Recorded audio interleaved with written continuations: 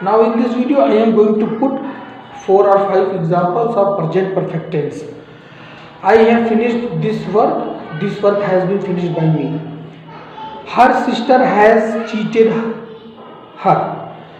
She has been cheated. She has been cheated by her sister.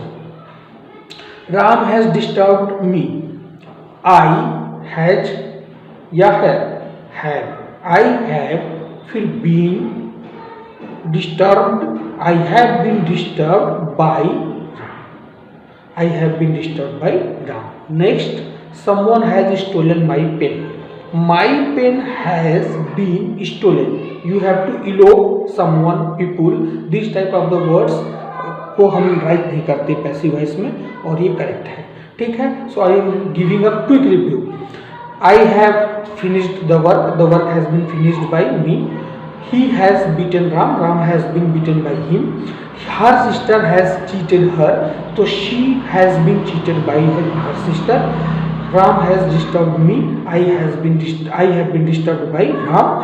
Someone has stolen my pen. My pen has been stolen. That's it for this video.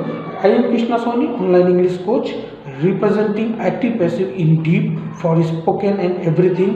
You can use it in your grammar portion and crack any examinations very pleasantly.